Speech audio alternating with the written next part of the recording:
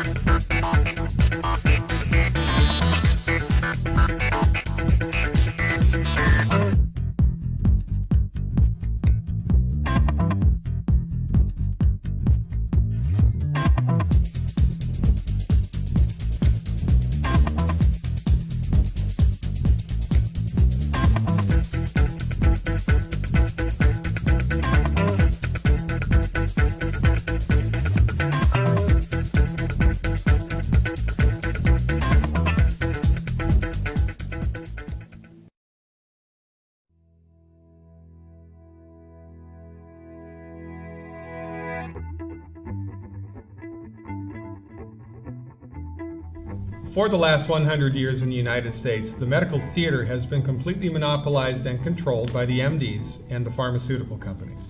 The only medicine that you're taught about in school is MD-directed medicine. The only medicine that your insurance pays for is MD-directed medicine. The only medicine that's practiced in your hospitals is MD-directed medicine, and certainly the only medicine they make TV shows about is MD-directed medicine. But MD-directed medicine is just one small piece of the greater pie of medical science. This is squamous cell carcinoma. This is 5 days after an alkaline diet and administering alkalizing compounds to the surface. He was also test positive for MRSA, which has no known antibiotic to treat. They believe, wrongfully, that it is contagious. This problem was resolved in less than 5 days. 15 years of skin problems. Tried every kind of dermatology prescription. Look at the blood. These are all white blood cells. They're called neutrophils. If she'd gone to the doctor, they would have diagnosed her with neutrophilic leukemia. The white blood count's high. No one's ever died from a high blood count. They die from the treatments trying to lower it. All the drugs that poison the white blood cells are the same poisons that are causing this symptomology. So look at the redness of the skin. 30 days later, look at the blood. Where are the white blood cells? White blood cells are garbage collectors. They're not an army of soldiers going out to war trying to destroy some invading microorganism. There's no infection. Infection is just another scientific illusion. Steve Birdsall, diagnosed with metastatic cancer. Here's the blood. The origin, the core was toxic. The bones were being wasted to build blood. This was the scan using PET scan technology. Cancers in the lung, clavicle, down the spinal column, in the pelvis, the heart.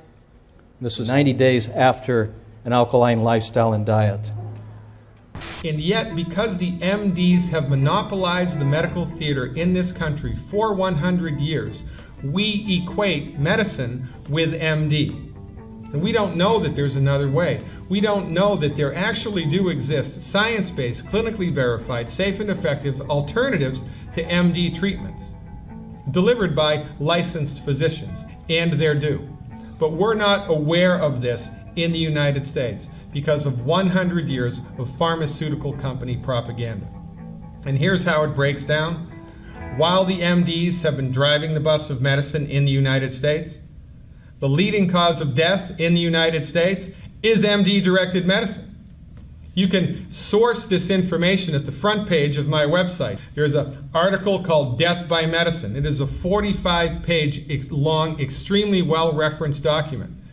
It draws data from the New England Journal of Medicine, the Journal of the American Medical Association, the Lancet, and a number of other very prestigious medical journals. There's no such thing as a safe drug. By the time a drug's approved and it hits the general population, we don't know even 50% of the side effects that are involved with that drug. We were being trained to misinform people. I spent 15 years in the pharmaceutical industry working for some of the major manufacturers. It wasn't like I woke up one morning and said, I need to get out of pharmaceutical sales. It was actually an awakening process for me. It was a spiritual and consciousness process where, as I started observing what was happening, what some of the drugs were doing, the misinformation, the disinformation, that I was being encouraged to minimize side effects when I talked to doctors, I started to recognize that these patients were literally being tortured by the drugs that they were given. The way that the numbers go, the leading cause of death, 780,000 people a year killed by MD-directed medical treatments. The second leading cause of death, heart disease. 699,000 people a year killed by heart disease. The third leading cause of death, cancer. 550,000 people a year die from cancer. And when I read an obituary and I see that somebody's died from cancer, when I read an obituary and I see that somebody's died from heart disease or from the complications of a simple medical procedure, you know what I think? I think medical failure.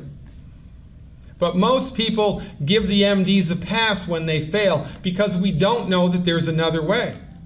Because they have monopolized the medical industry, when their therapeutics fail us, when their therapeutics harm us, or even when their therapeutics kill us, we give them a pass. Because we don't know there's another way. You don't know what you don't know. And when it comes to health, the stuff that you don't know will kill you or will heal you.